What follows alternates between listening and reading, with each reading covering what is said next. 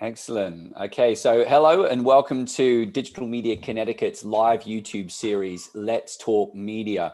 My name is Matthew Worwood and I'm the Associate Director of Digital Media and Design, and I also work with a whole bunch of other professors from 6 different institutions in Connecticut around this collaborative that is trying to support a digital media pipeline in digital media, film, television, and game design. So today's show is primarily focused on game. And we're really super excited with the panelists that we have in front of us, who are pretty much nothing short of remarkable when you learn about their career journey. So we're going to have an initial discussion, including an introduction of this panel, and then we're going to have some time for questions and answers sessions that are primarily for you. So anything that's not covered in the show, we can make sure that we get that covered as part of that session. So that's focused for you to ask those questions, but during the show, if you have any additional questions that come up, please do utilize the chat function. We have the support of Marvin, who is the coordinator of Digital Media CT and has been pretty much leading this effort in setting up all of these episodes and setting up the questions and marketing it. So a big thank you to Marvin, who is on the show as well. So our first panelist is Dr. Elena Bertozzi, and Dr. Elena Bertozzi is a game designer and developer who works with teams of physicians, scientists, artists, and programmers to make games that help people help themselves. She is a professor and director of the Game Design and Development Program at Quinnipiac University. Her research interests lie in the intersections of gender, technology, and sexuality. Please see Arcada Arts. And Marvin, perhaps you can put a link to that in the chat. Yep. And Solutions eGames for information about previous published games, research, and other materials that have been produced and led by Dr. Elena Bertozzi. Our other panelist is Pierre, who graduated from UConn's Digital Media and Design program in 2017 with a concentration in game design. Eric was fortunate enough to secure a position at the game agency soon after graduation and has worked on a variety of games that support a number of industries in Connecticut, but also outside of Connecticut. And you'll be learning more about his work as well.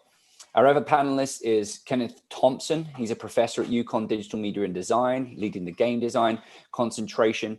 Before joining UConn, Ken worked in the gaming industry for 8 years, directing game projects from start to finishing, programming unique scenarios using game development tools, and working with publishers such as Sega, Electronic Arts, and Activision. He's also worked with blockbuster franchises such as Iron Man, Spider-Man, Captain America, Madagascar, Shrek, and over a dozen more. So perhaps you may have some questions related to Ken's work in that field.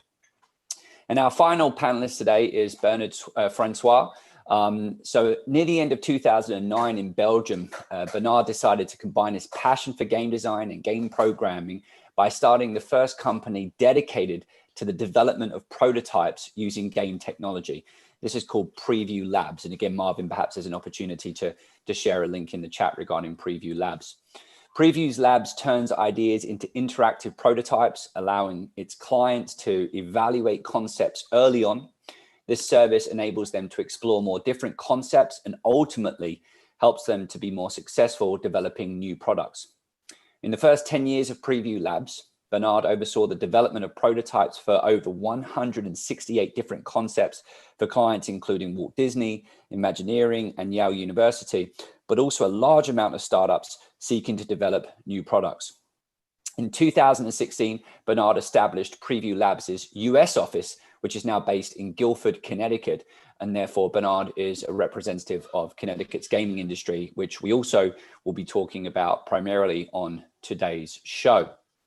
So without further ado, what I would actually like to start off by doing is having the panelists just go and introduce themselves, but with a little bit more of a focus on their different areas within the game design industry. So perhaps you can start off by kind of like looking at different sectors within games. So quite often when we talk about game design, we might think about the entertainment. But if you could maybe kind of introduce your relationship with the sector that's applicable to your work and provide some information about that particular sector, that would be super helpful. So we'll follow the list based on the introduction. So we'll start off with Dr. Elena Bertozzi. Over to you, Elena. Thank you so much, Matt, and thank you for including me in this talk. So many people think about the game industry as being primarily about entertainment, but actually a very large and growing sector of the game industry is educational games, or games that are for what the area that I work in are games for health or games for impact.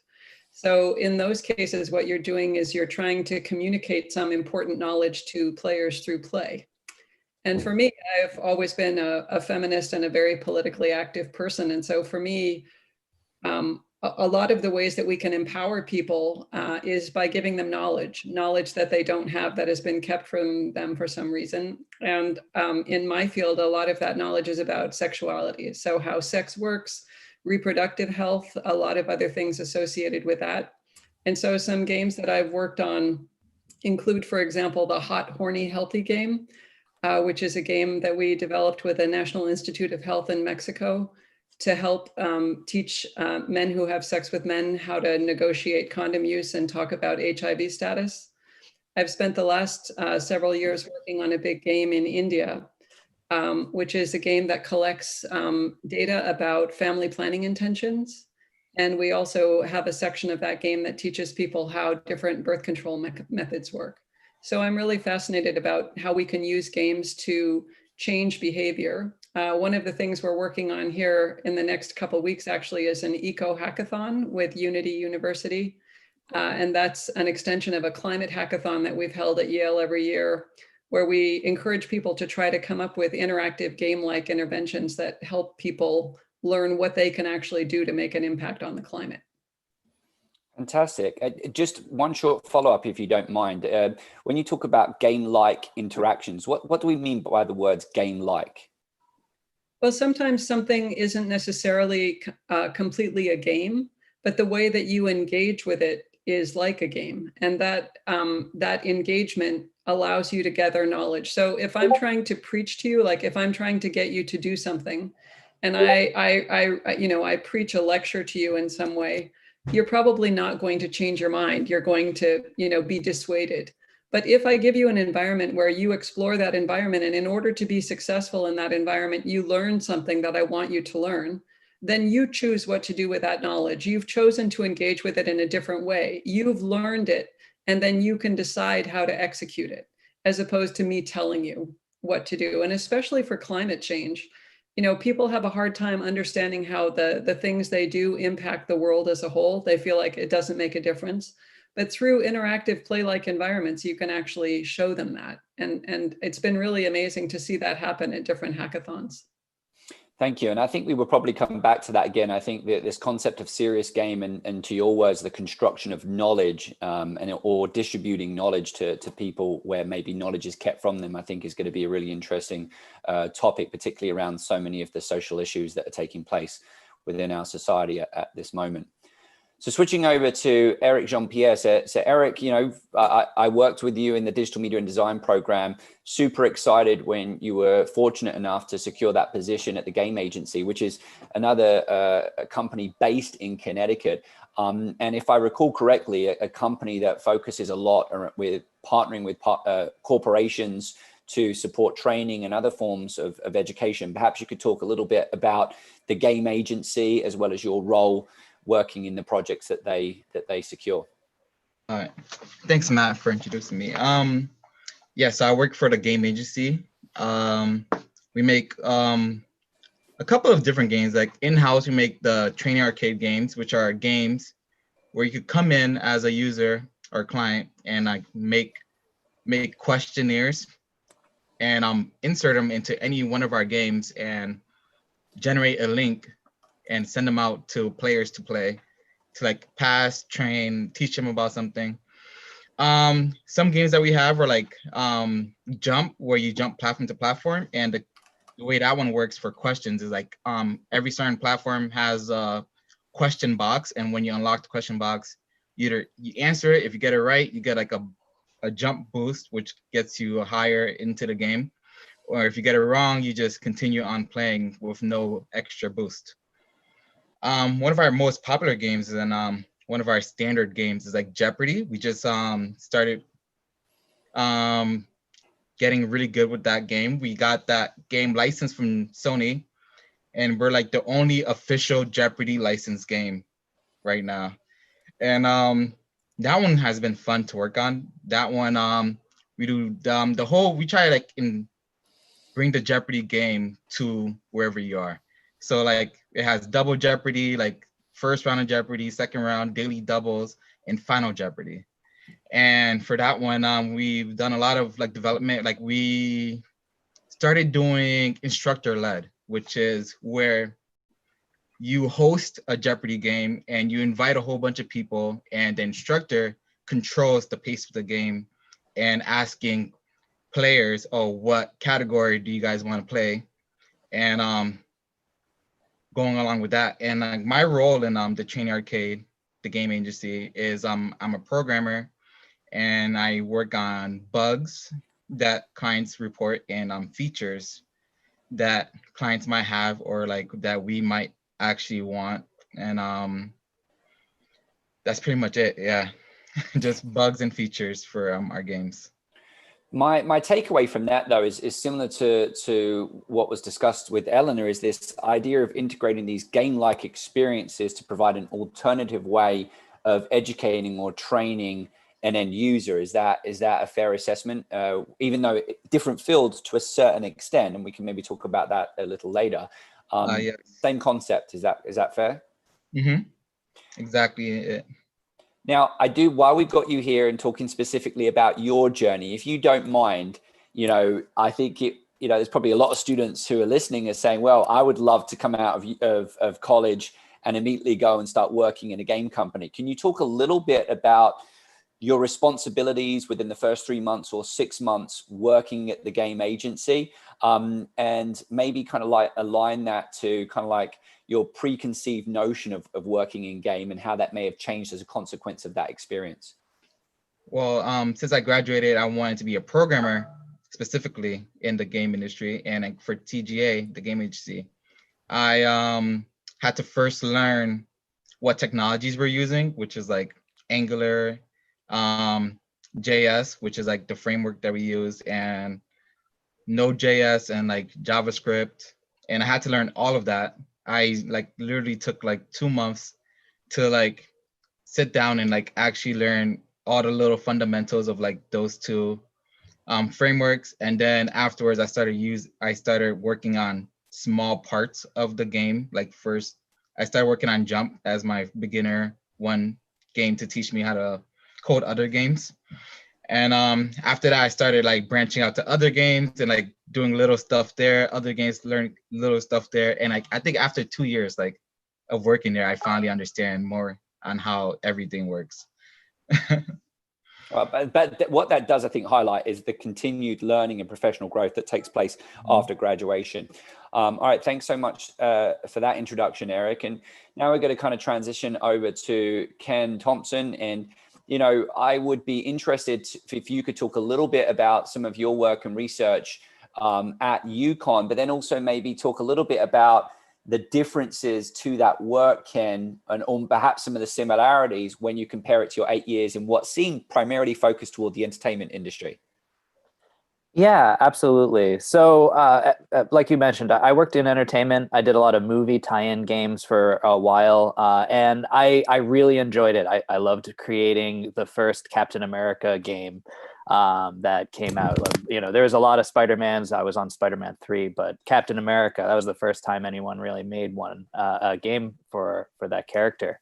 But after a while, I wanted to become independent and start working on games that maybe are not so much in control of big, creative studios like Marvel or DreamWorks, and instead tried to partner with people to make other games. So I worked on a game called Space Chem, like space chemistry, and that was a really fun puzzle game.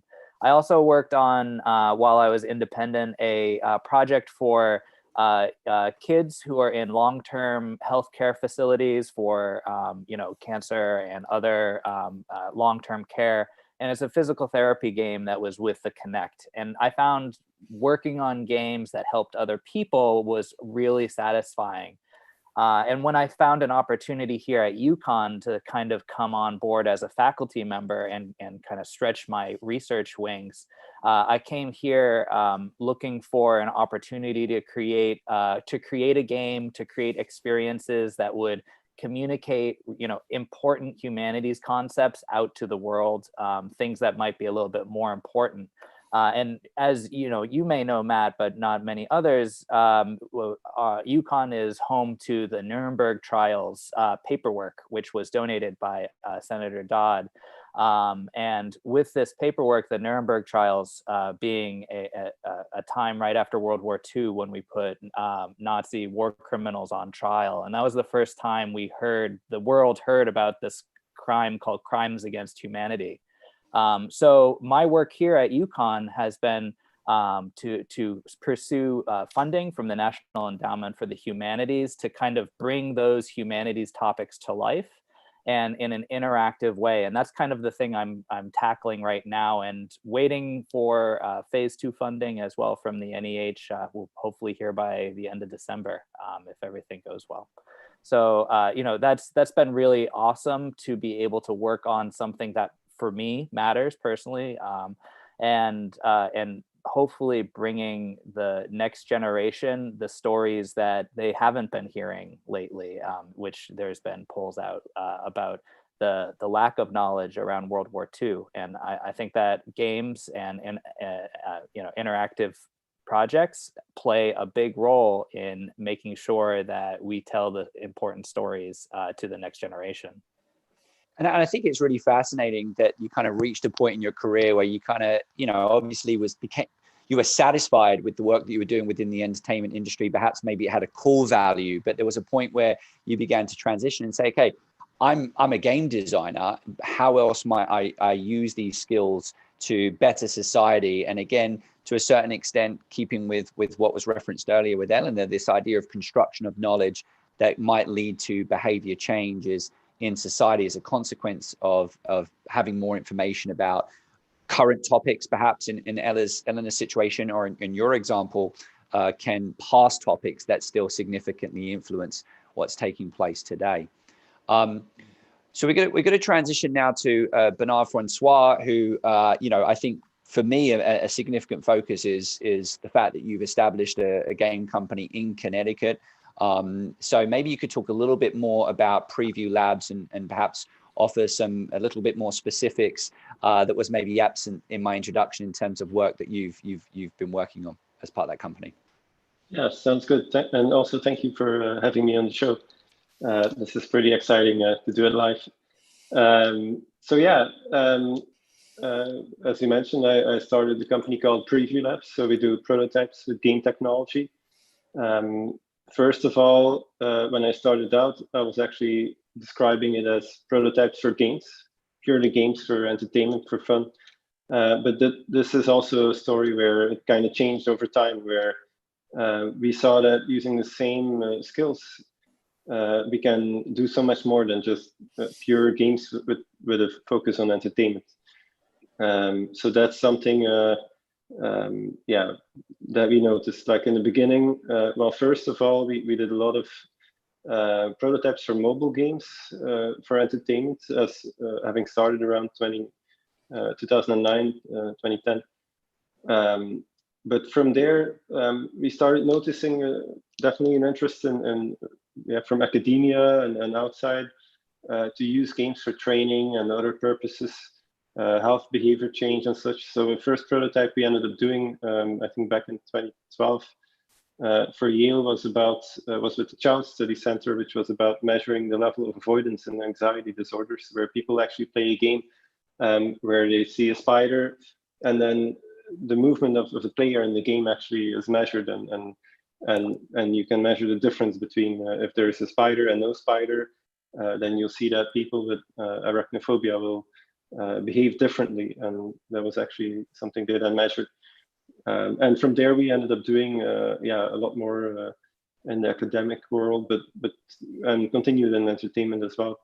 And it goes beyond to just the distinction maybe between games for entertainment and learning. I mean, there's also other things such as like interactive installations, that could be used in theme parks that use game technology.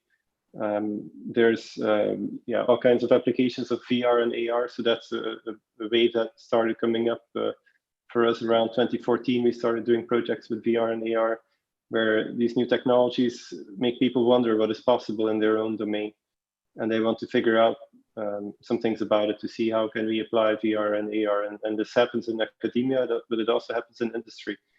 So that's one of the things where people approach us and say, okay, we want to try something. We want to test this new technology. We want the prototype to see what it means.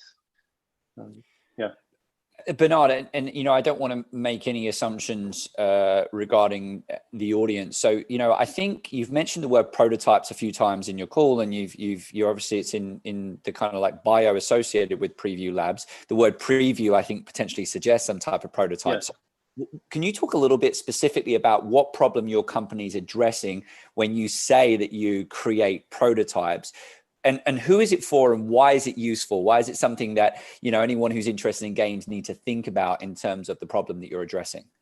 Yes. So first of all, I start with a very quick definition of what is a prototype. So a prototype, it's kind of like a version of a product. In this case, it could be a game, which doesn't necessarily meet all the requirements for the final product that you would buy, that people would buy. So for a game, that means it could be visually very simple, or it could be extremely short. It could be a 5-minute experience. Nobody's going to buy a 5-minute game. But it is made in order to answer some key questions about the concept itself. So the question could be if a certain interaction is interesting, if a certain way of teaching something through a game is effective. You don't need to teach hours and hours of content to figure that out. Sometimes it's also made for a pitch. So I'm already answering the second question as well. So first of all, the prototype answers certain questions by being more focused on specific aspects. And the reason why people use it is, well, in order to answer those questions. So what kind of questions have we got? So for example, I mentioned just testing a certain idea. Let's say we're talking about a game for pure entertainment, and people are thinking of, okay, if we do a game like this and maybe we change it a bit like this other game and maybe add some fresh ideas in the mix, would that still be fun? Or it sounds like this could be fun, and let's test it, let's verify this. So the reason why people do that is because game development, you do a big upfront investment. You have to invest for the creation of the game. That's a lot of man hours, person hours, and days and months that actually go into that. So it can be extremely expensive. And the reward, if you start selling your game, is only at the end. So people have to be cautious with how they spend their money. So they kind of want to prototype and test the concept to make sure they're developing the right game. And from the prototype, they can learn.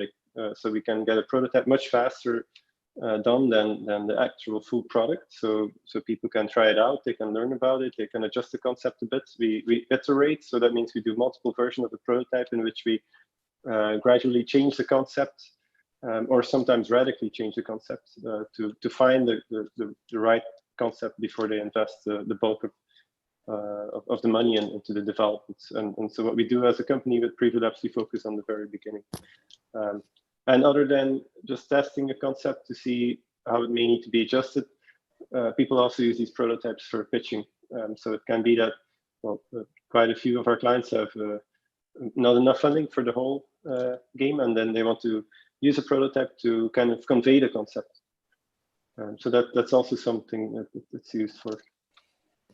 Thank you, Bernard. And I might come back at some point to prototyping and how what you do, students might think about applying within their own work. So maybe we'll come back to that. But I do want to kind of open it up to the panel and kind of ask our first questions, because we've used the word game-like, and to a certain extent, Bernard, you started to talk about experiences as well. So just thinking of this word gamification, game-based, game-like, I don't know if we're all talking about the same thing. But what I do know is that every so often when I've got my Apple Watch now and I'm doing a workout, I kind of get this spinny reward that tells me that I've taken more steps or more calories.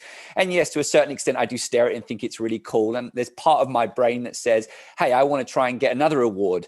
I don't know if that is game-like, gamification, but I feel like it is an experience that seems very similar to games. So I was wondering if we could talk a little bit about what this concept of gamification means, but with some specific examples about where we're starting to see these experiences be part of our everyday lives with digital technology. So I'll open that up to anyone who wants to kind of jump on that first. Yeah, maybe just to quickly jump on it, like one way of looking at it when we're talking about gamification. Gamification is basically using elements from games. So you're not necessarily, you can't necessarily call it a game in its entirety. For example, talking about Apple Watch and workouts, and it's giving you certain cues and visual information that could be interesting. And those are elements typically borrowed from games. So if we're talking about separate elements, that would be called gamification. While if you have something that you could consider or that could adhere to some definition of what a game is, where you can say you can win or you can lose or whatever that definition is, then you can say it's a game. And then you talked about serious games if games are used for purposes other than pure entertainment. Yeah, I'll let the others. I think Elena knows. And it looks like Elena wants to come in here. Elena. Yes. I think gamification is a hot button topic because for many game designers, gamification is a dirty word, which is just where you're going to take elements like badges and stars and little sounds and try to motivate people to do something they don't want to do. Like it's often a dreaded intervention in the workplace where they say, okay, we want you to work harder. So we're going to turn this into something where you get badges if you do this particular task. And for a game designer, that can be very distressing because basically they're trying to make people do things they don't want to do by giving them rewards. And that's a kind of malicious use of games, I would argue.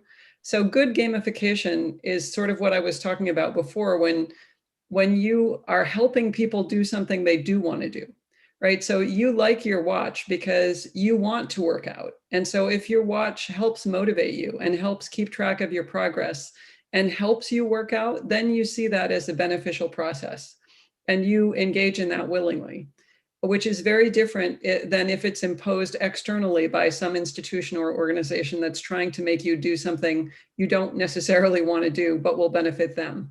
And so for me, the distinction between good gamification and bad gamification is really, is the game product, first of all, an enjoyable experience for the player? And is it helping them accomplish something that they want, that they see as beneficial, as opposed to trying to make them do something they don't want to do? And a great example is the app Running for Zombies, Running with Zombies, I guess it's called. And it's a game in the sense that you run your usual running loop, but if you run it through this game, partly through your run, suddenly zombies will start chasing you. And you're motivated to run faster and to do your run differently because the app is actually intersecting with your behavior and giving you, different kinds of feedback on that activity that you might not otherwise have. So I think there's all kinds of really interesting gamification and game-like interventions, but it has to be done carefully and well, because otherwise it can be really unpleasant and even malicious. Yeah, and gamification can come in a lot of different ways. One of the things that I like to point out is that every single parent that is watching this is a game designer. And I can tell you that for a fact, because if you clean up your room, who can clean up their room the fastest? Let's go. All right. Yeah. So that's a game. It's a very, very small game, and it has a very specific audience, and it doesn't work after a certain while. But some of those times, those motivational factors can really matter. So, whether you're a hobbyist or whether you're a game designer with official title doing it full time, we all make games at a certain point. It's just in our nature to try to do things like this. So, but Ken, that example makes me think that I'm actually on the bad side of gamification, because I'm not sure my kids actually want to tidy their room. But I think that the take. I have a class. You have a class, yeah. Okay, all right. I will get into that. And Eric, I don't know. I'm interested to know whether or not you had heard of gamification before getting into the industry. If you did, and you can kind of recall, how has that concept of gamification, your understanding of that, changed now that you're in the industry and perhaps doing some kind of like game-based interventions that could fall under this umbrella term? Oh, Eric, you're on mute, Eric. Before the industry, I did not know about gamification, turning stuff into games. But now that I am in it, I've started like gamifying everything I do, to be honest. Like learning or like reading a book, I'm like, all right, read this book and you can watch TV for an hour. Or like I do that to myself because like I know like this is beneficial and stuff like this will benefit me in the long run. And like gamifying everything just makes doing stuff way easier than before, if that makes sense. No, it does. It does. And I think that I think also that you introduced this idea of the fact that, you know, you enjoy playing games, and it's kind of like you can take that enjoyment and engagement and apply it into different settings as well. All right, so switching it up a little bit, I do want to focus specifically on Connecticut's industry, because that is one of the objectives of Digital Media CT. So, you know, given the fact that we have kind of focused on serious gaming with the panelists here, I'm interested to know what opportunities exist today and potentially what opportunities you envision will exist tomorrow. And perhaps maybe there might be more opportunities for people who want to get into games. When it comes to Connecticut's industry, what does that industry look like? Where are the opportunities? And to a certain extent, if you don't mind, and I'm throwing a lot here, what are the type of skills that students need to be developing today in order to operate and navigate that future industry? So very specific to Connecticut. So let's maybe, you know, Elena, if you don't mind, maybe we'll start back on you. When you think about Connecticut's industry today and in the future, where are the opportunities, and where do you see the growth taking place in the future? I think a lot of serious game applications with, for example, there are a lot of military associated companies in Connecticut. The military has for years been using games to train people.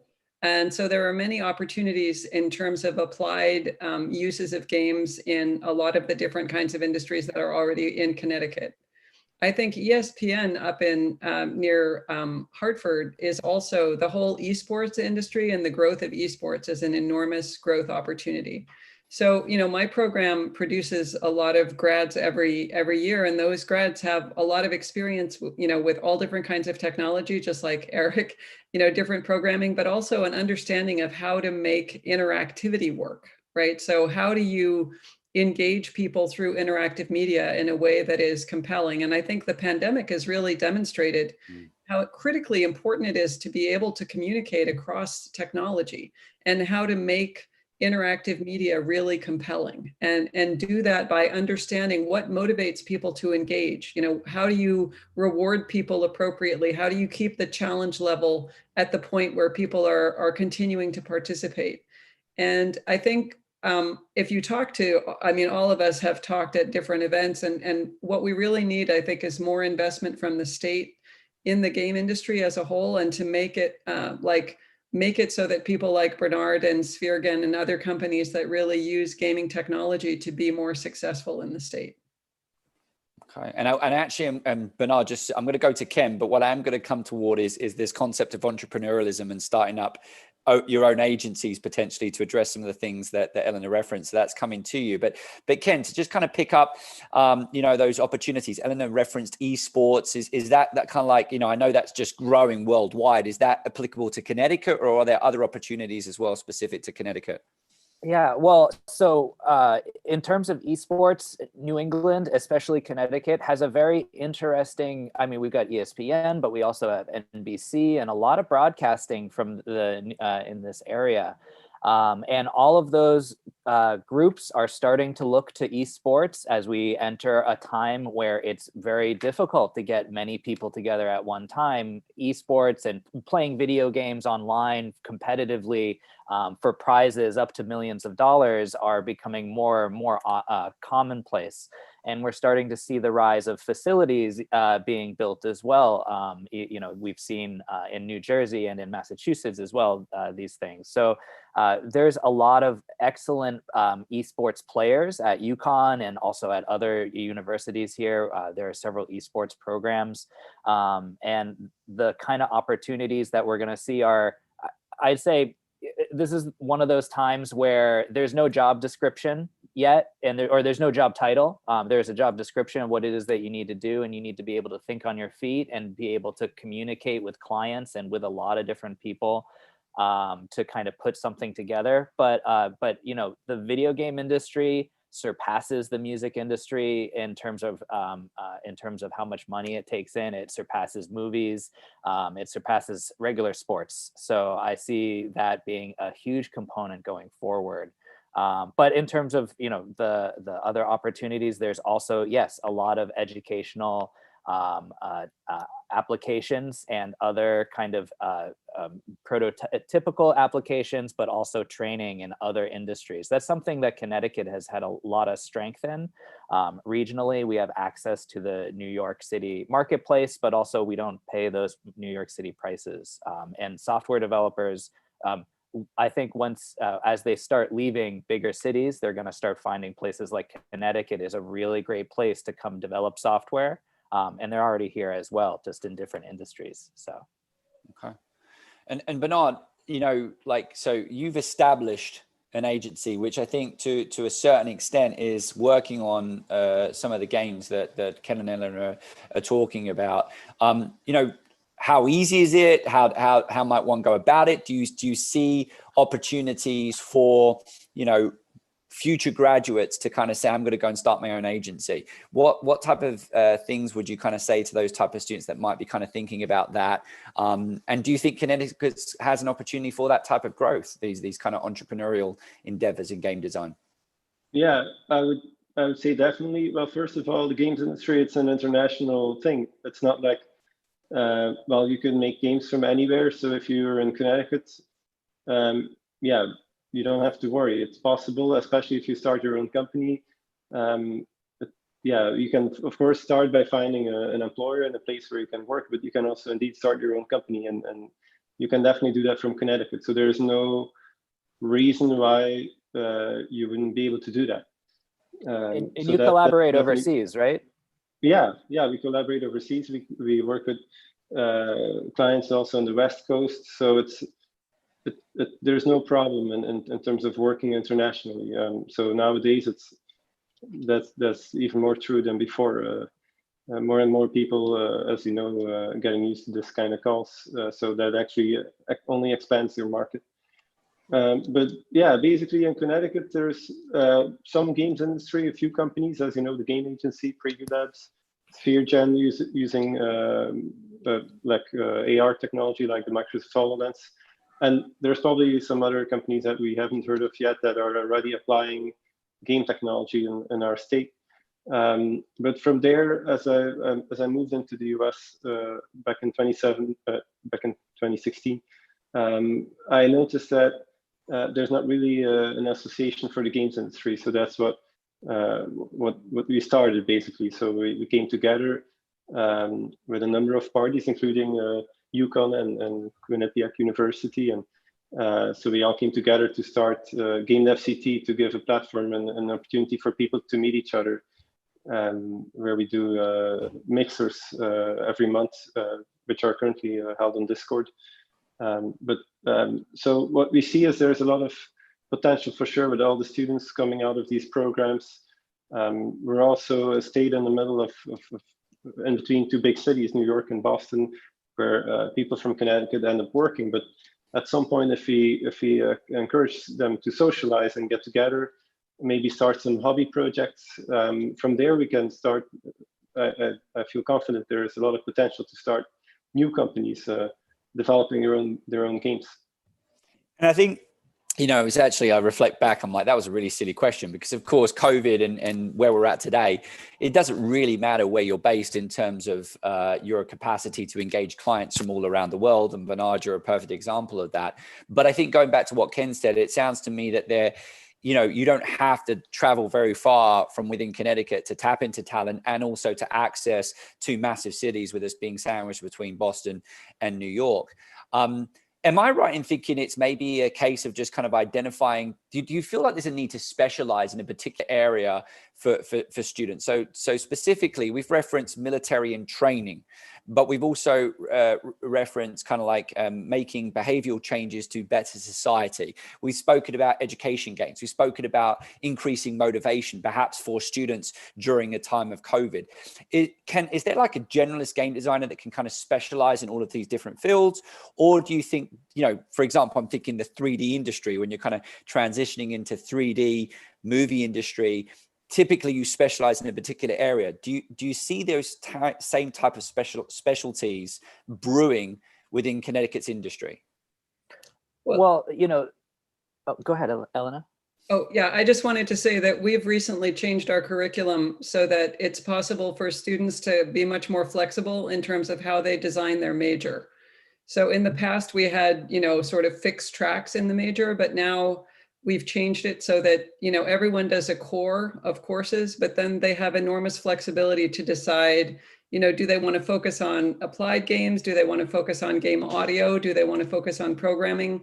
And then really provide them with a strong skill set in that concentration. And then the real key is a lot of experiential learning opportunities in that area. So we want people to go out and work. For example, the Play to Prevent lab at Yale, the Play for Real lab at Yale, those are places that are really using games in interesting ways. And our students are lucky to work there with those scientists to produce those games and really assess how well they work. We also have interns at Spheregan.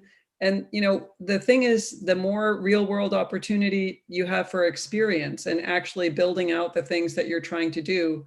And I think all of the universities in Connecticut really focus on, you know, giving their students a core skill set and then also the opportunities to practice those skills. Yeah, and you know, depending on what it is that you want to do, so like the movie industry, video game development is a huge umbrella of different types of people and different skill sets.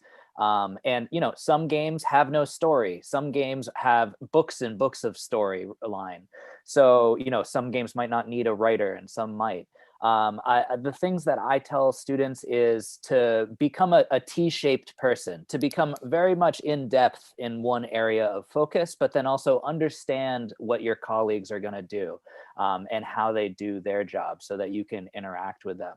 And you're going to find your home somewhere out in the video game industry. And it depends on what it is you want to do. You know, Michael Bay, he used to shoot music videos before he shot the Transformers movie. So the skill sets that you have in game design are similar. The way to take apart an idea, to understand how a system works, to balance it, to add an extra rule to make it more fun or to make it less fun. If you've ever played any sort of poker, there are so many different kinds, and they all have a different kind of play style, and there's, you know, popular ones and not.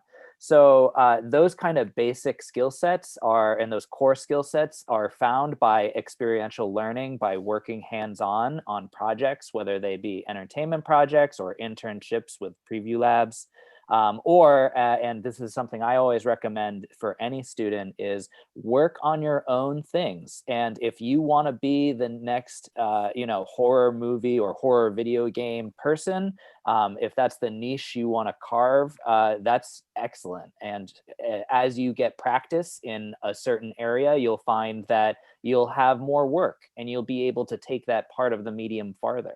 I came from side-scrolling platformers like Mario, so a little character that, you know, runs across the from one direction to another. And so many of the games I've worked on are side-scrollers, and I would say that I'd be more expert in making a game like that than, you know, and I would be learning more, which I also love to do if I'd be working on something that is less in that vein. So. You know, I think I want to kind of transition it over to the Q&A session. So I'm going to ask one last question, and then Marvin, if you could get ready on chat, and hopefully we've got some questions coming through to the panel. And you know, if you do have some questions and you want to ask someone specifically, please make sure that you reference who you would like us to direct your question to when you post it into the chat. Otherwise, we'll just kind of open it up generally to the whole panel. So here's a question, and I say this very delicately, but I do think it's, you know, given the mission to try and inform students when looking toward the game industry and wanting to pursue a career in games, you know, there are a lot of students that I feel I interact with that know a lot about playing games, and they're really passionate about playing games. But when I begin to ask them about the other side, which is the making games, they seem to know less about that. And so I wonder if there are some questions that students wanting to get into games should be asking themselves before they necessarily make a commitment to pursuing a game program or a career in games. So if you've got some questions that they should be considering, or even things that they should know, I think it would be great if we could kind of share that in today's call. So anyone want to take that first? I would say if you're considering making games, you would have to like first understand what is it about games that you like. Is it like the features, or like the way the character moves side to side, or like the art, the graphics, the story, and try to figure out what part of that whole process do you think you could contribute. Like maybe you're a good writer, or maybe you've learned some code and you're like, maybe I could be a coder. There's a lot of different things going on for like games now. They're like they're focusing on skins, I've noticed. Like, so maybe you want to like get into like making like 3D clothes assets, or on like a fake model, or like there's some games that focused intensely on sound. Maybe try to work on 3D sound and how like to create a good ambience. I know there's a lot of technology that goes into just lighting, and like just the lighting part is like a science, and like you could do that. Yeah. I would say that introspection can really help, and understanding what it is that you personally enjoy doing can really make, because if you're gonna do a job, you're gonna do it at least 8 hours a day for the rest of your life. So hypothetically, you should enjoy it. So thinking about what it is that you like, is it that like Eric was mentioning, is it the drawing? Is it the audio? What is it that fascinates you? For me, it was the rules and how you can change one little number and make the sniper rifle not as accurate or too accurate and overpowered. That's what really made me stay up at night talking with my older brother till 1 a.m. trying to dissect, well, this game would be better if only we changed this rule, or this level would be better. Thing I would like to add is when we're talking about enjoying to play games versus enjoying to make games, it's indeed important to make that distinction. And I imagine everybody who needs to make a decision about what to study and what to become will probably think about, okay, what do I get excited about?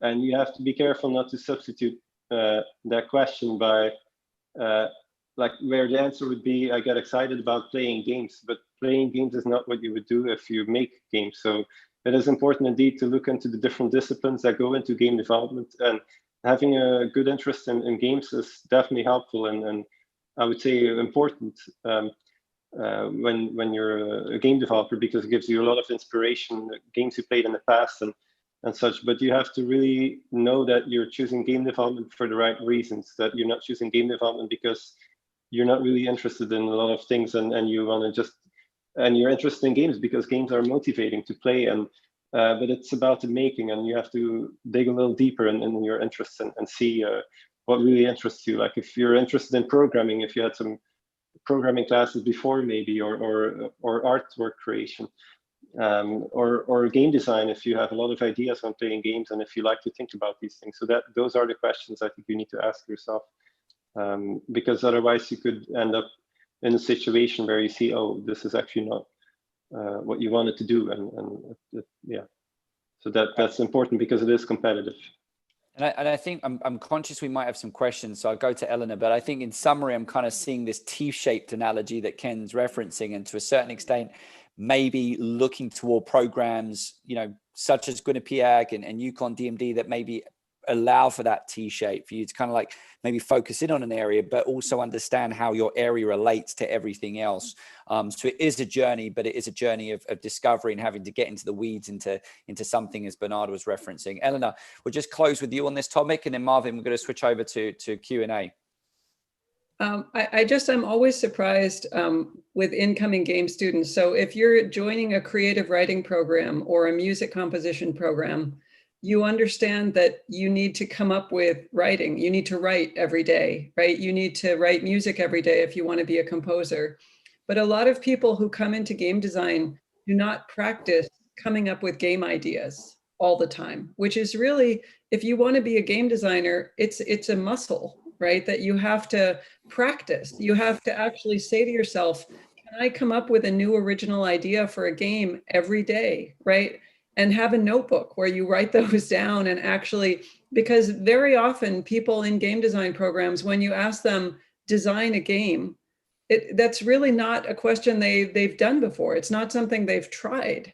And so going back to what both Ken and Bernard and Eric said, if this is what you want to do, practice doing it, right? If you think you want to do it, try doing it and actually see how that feels.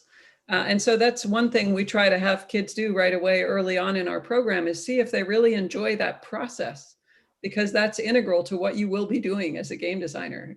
You know, not just playing, but making. It's a very different.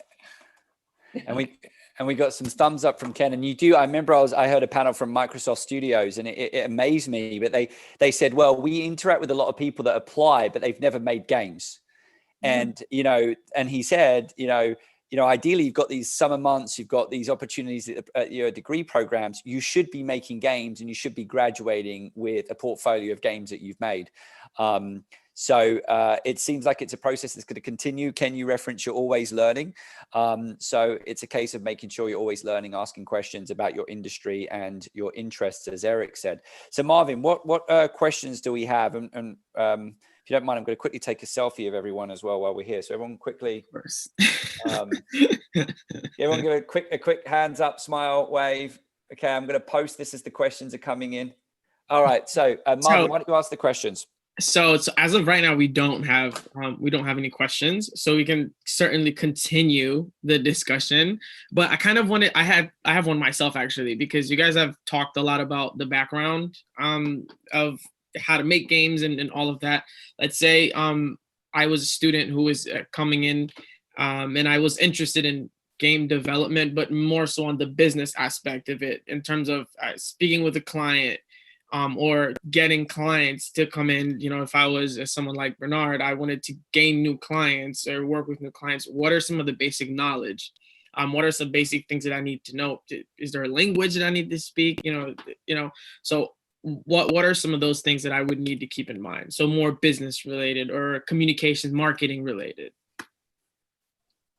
Anybody can take this. Yeah.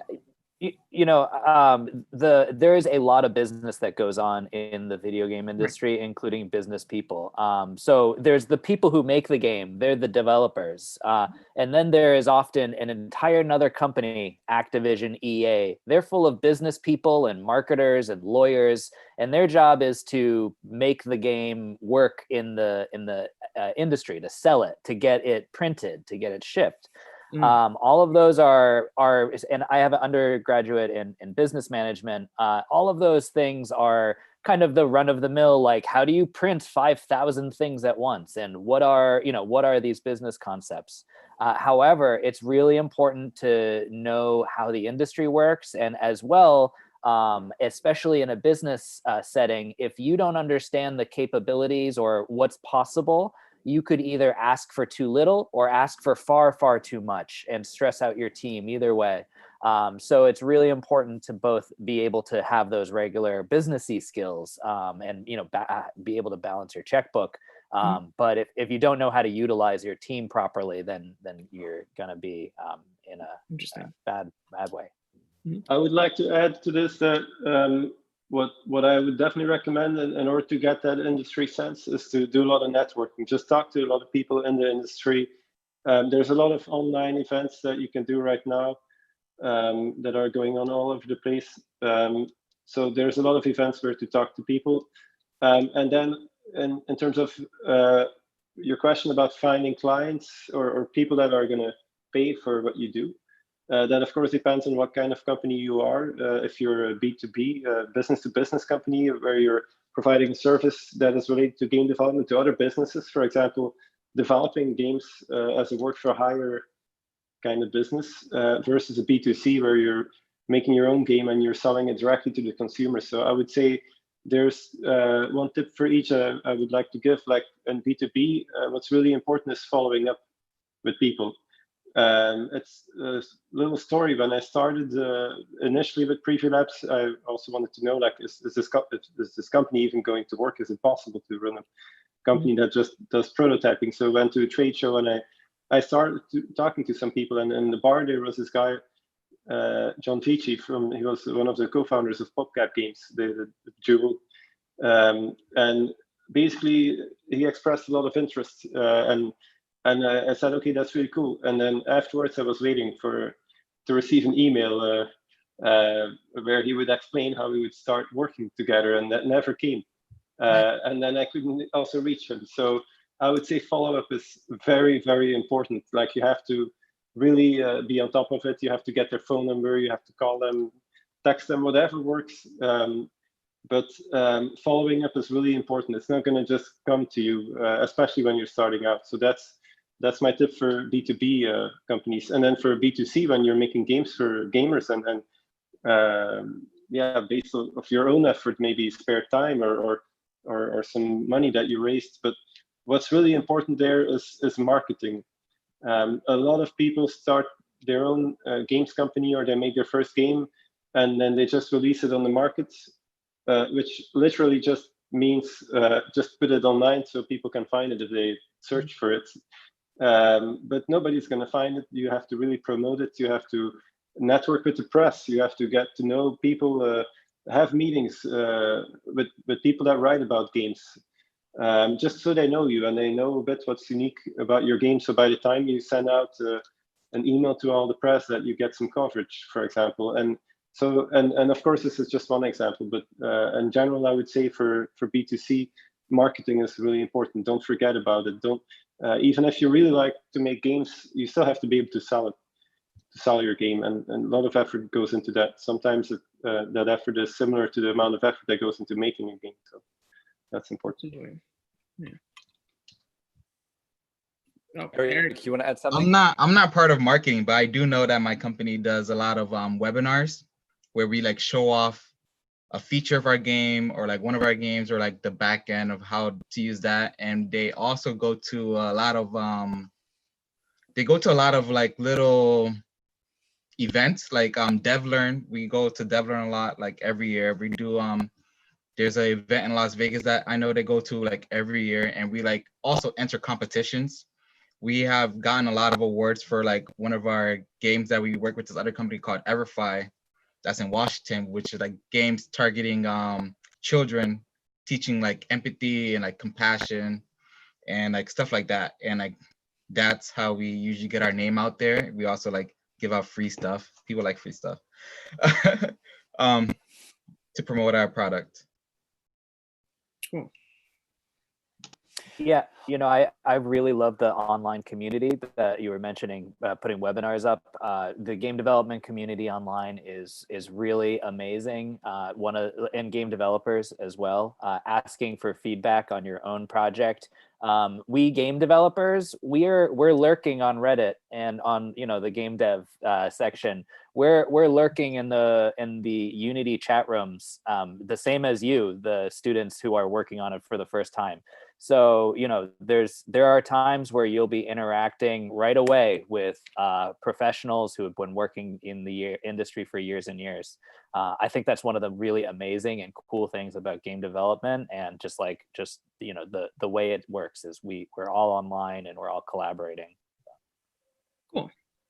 And if you don't mind, I think that's a really good point you're bringing up there, is kind of like, where should you know, students in Connecticut who want to get into game design, high schoolers, college students, and even kind of recent graduates, where should they go online? And, you know, particularly interested in the Game Dev CT network that you was referencing, Bernard, and I know that Elena and Ken. So is there a web link? Is there anything that you want to communicate as we kind of look at closing this off? Yeah, so there's gamedevct.org. If you go to that link, you can register to the mailing list. There's also a link to our Discord channel. So I would say the Discord channel is a main resource where you can also just reach out to people and ask questions about game development. And I also want to promote our annual game jam. So last year, we all worked together to do a game jam. So the Global Game Jam is a worldwide event where everyone gets together, and we had 2 sites last year, one down at Sacred Heart and one up at Quinnipiac, and hopefully we'll be able to do that again this year virtually. But game jams are a really, really wonderful opportunity for people to learn how to make a game in a short period of time. And for me, one of the things that's wonderful about, game development is the community of people who develop games is so great. I mean, people will come together in a room, they've never met each other before, and 15 minutes later, they've formed teams around an idea, and then they spend the next 48 hours building a game. And it's just amazing to watch. You learn how to do teamwork, you learn how to collaborate with people, you learn how to share resources. Teams will help other teams. It's just, and then, everyone posts their games, and then people can do feedback. So there are not a lot of industries where you can make something yourself on your computer and publish that and have thousands of people around the world interact with that in a meaningful way and give you feedback the way, game development allows you to do. So, I mean, and other interactive media as well. But I think like the game jams, Game Dev CT, I just posted there our website if you're interested in seeing what an academic game program is like. So it really is, I think I say, I have the best job in the world. We play games, we research games, we build games. It's really an exciting field, and so much is happening in it. New technology always starts through game development. Augmented and virtual reality, I think, are maybe finally emerge from the shell that we've been talking about them for years and years without actually really seeing exponential growth in that field.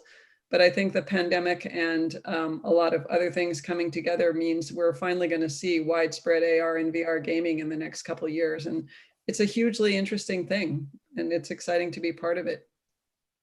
I definitely also agree about the point about the game jams. It's just a phenomenal experience. And also, if you're not sure whether you want to pursue a career in game development, it's definitely a way to kind of see what goes into the development of a game. Even if you don't have the skills yet, or you have some of the skills, you can totally work together with other people on a game during a game jam and get this kind of first-hand experience about what it means to develop games. And if you're even chomping at the bit right now and trying to get out there, one of the things I found about Connecticut in general, but I live here, I live in Manchester, Connecticut, right in the center.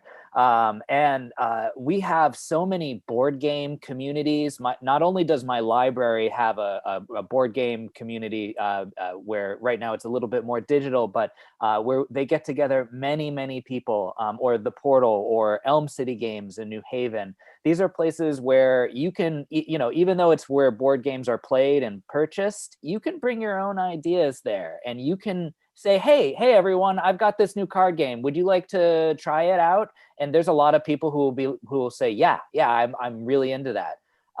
So I think that's one of the strange gems when I moved to Connecticut that Connecticut offers. And I came from Seattle, where there's a lot of board game stores. And so I think that community as well, that's really the kind of fundamental place where games begin, at least historically. So now we have got digital stuff, but board games as well have been around for a while.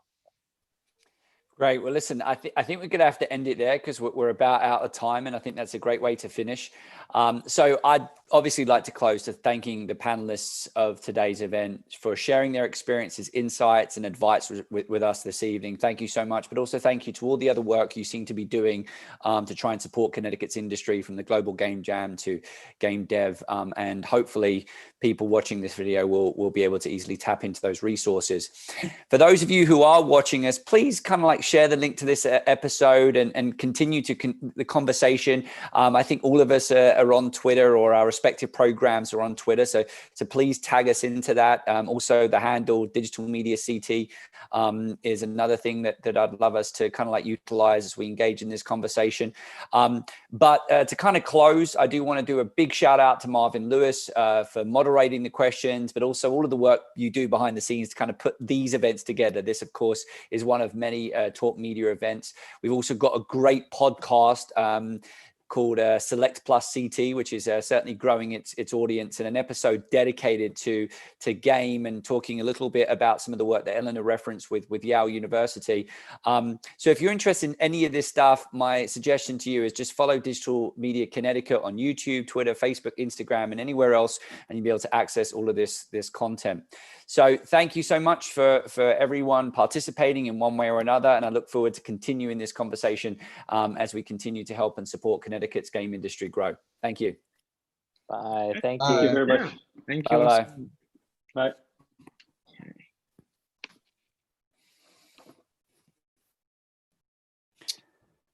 Okay.